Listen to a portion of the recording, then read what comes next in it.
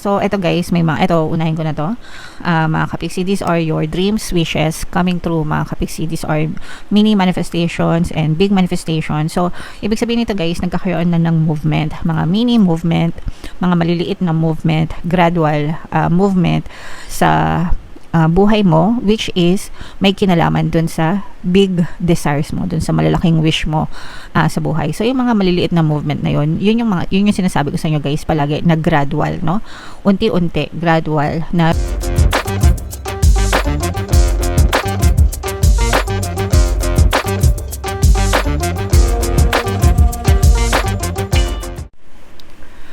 Hello guys, hello Gemini, welcome back to Pinoy Pixie Tarot. Ang pamagat ng episode natin for tonight is first half kapalaran para ngayong February 1 to 15 guys, para sa Gemini, Sun, Moon, Rising Sign, and Venus.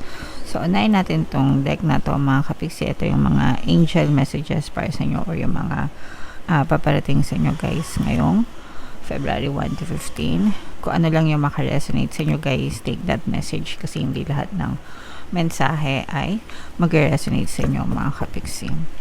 So, eto guys, for some of you, pwedeng magkaroon kayo ng investment. Yung iba sa inyo guys, kung nagbabala kayo na mag-invest sa real estate mga kapiksi, pwedeng mapush yan, pwedeng matuloy yan. Kung kayo ay nasa real estate business, maaaring lumago yung inyong mga negosyo. Kung kayo ay may mga paupahan, Airbnb, mga staycation, mga private resort, yan. Ibig sabihin, maaaring mag-boom yung inyong business, mga kapiksi. Kung kayo ay mga ahente, no, nagbebenta ng mga kondo, bahay, lupa, ganyan, maganda din yung takbo ng kaperahan sa inyo. For some of you guys, meron ding chance na maparenovate nyo, no, kung kayo ay nagpaparenovate ng mga bahay, home improvement, mga kapiksi.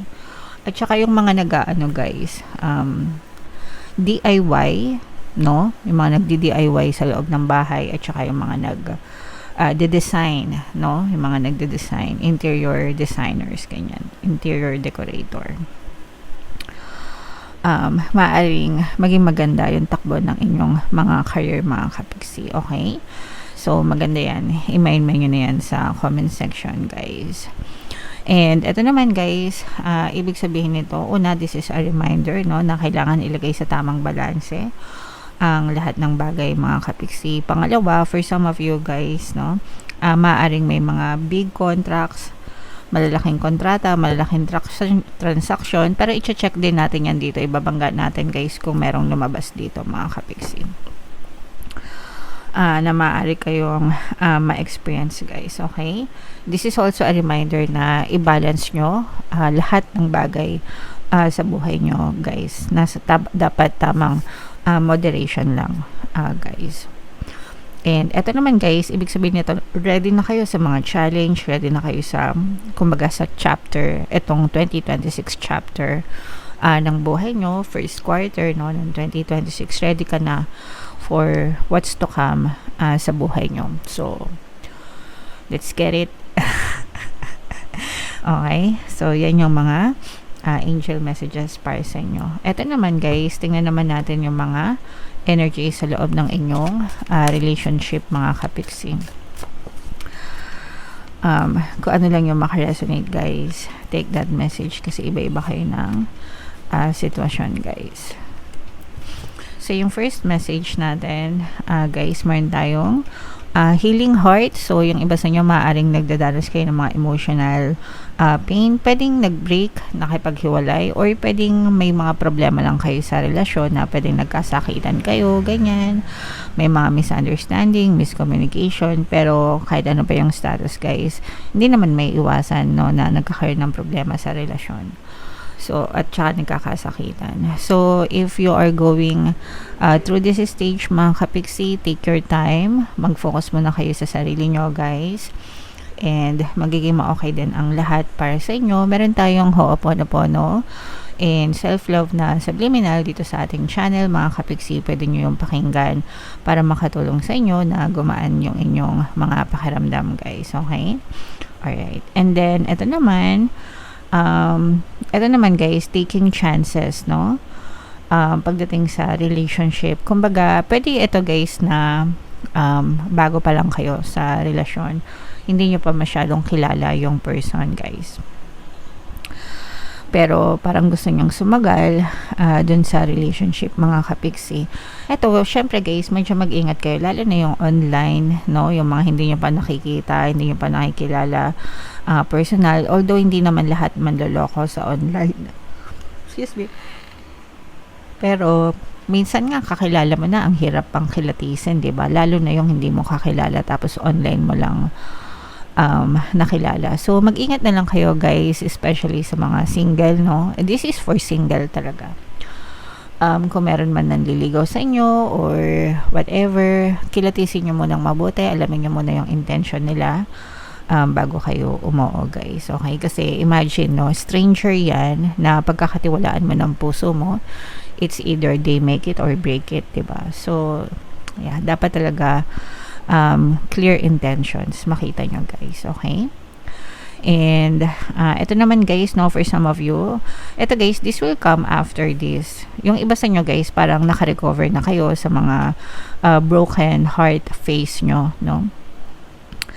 And nagsisimula na kayo mag-move on, nagsisimula na kayong maging ma-okay ulit sa sarili nyo guys, okay? And pwedeng wini-welcome nyo na rin yung panibagong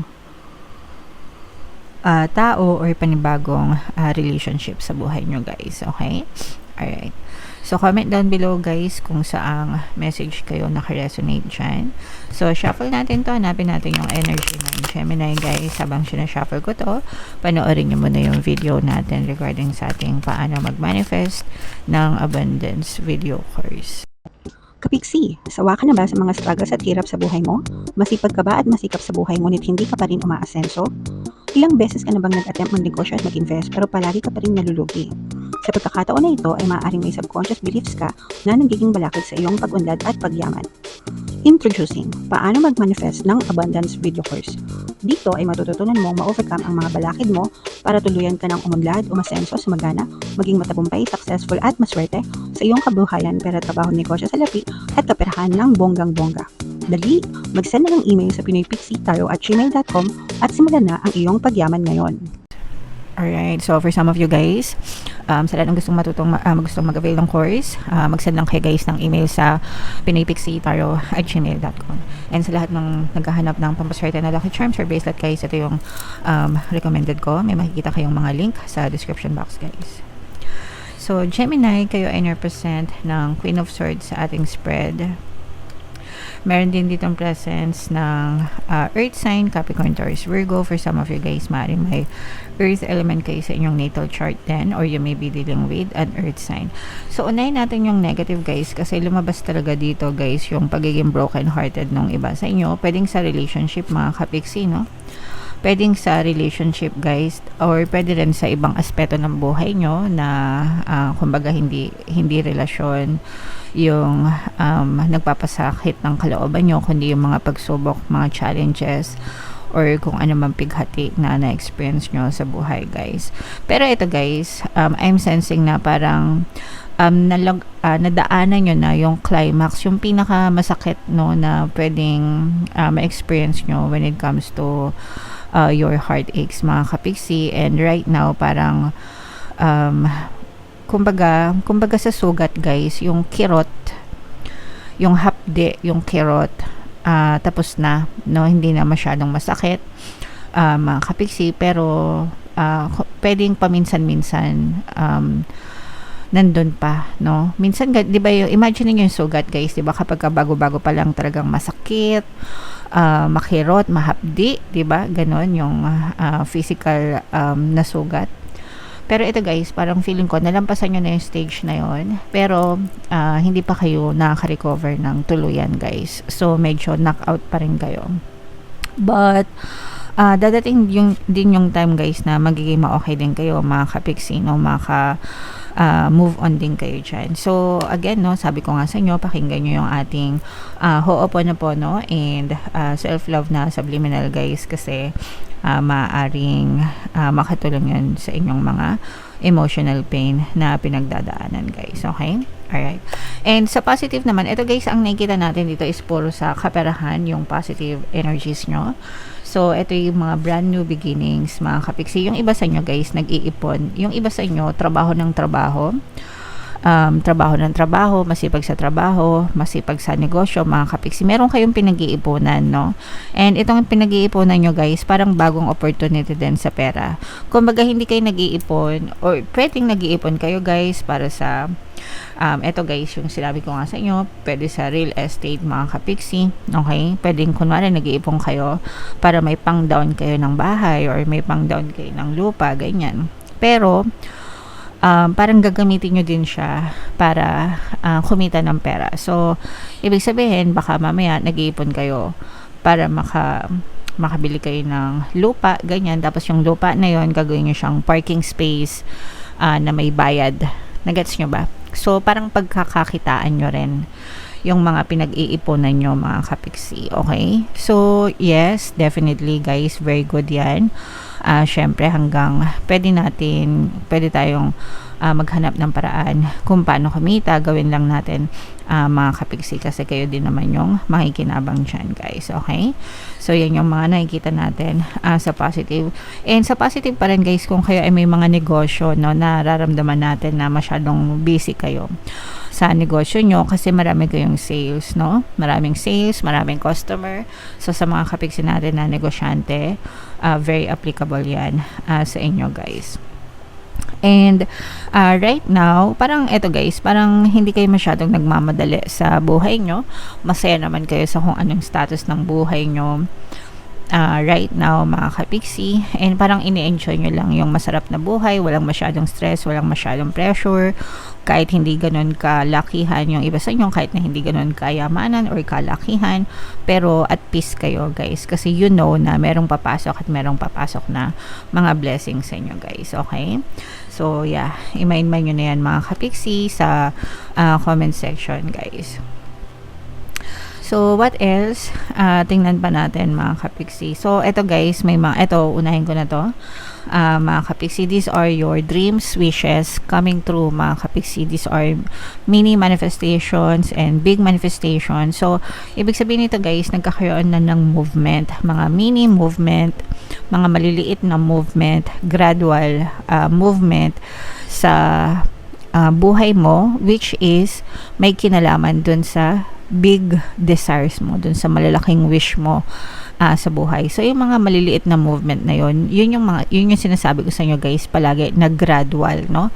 Unti-unti, gradual na binumove ni universe yung mga tao, bagay, sitwasyon sa buhay mo hanggang sa tuluyan mong ma-achieve yung malaking success, yung malaking minamanifest mo sa buhay mo. So, that's what's happening right now, guys. Pwedeng nakaka-experience na kayo ng mga maliliit na movement which will lead to your big manifestation, mga big wishes coming through Gemini. Okay?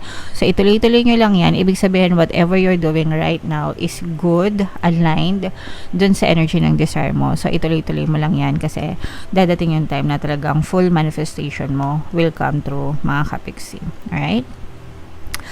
Okay, so eto guys, merong magbabalik sa inyo, merong nag-a-attempt na bumalik sa inyo, maybe somebody from your past, pero for some of you guys, pwedeng binlock nyo na to.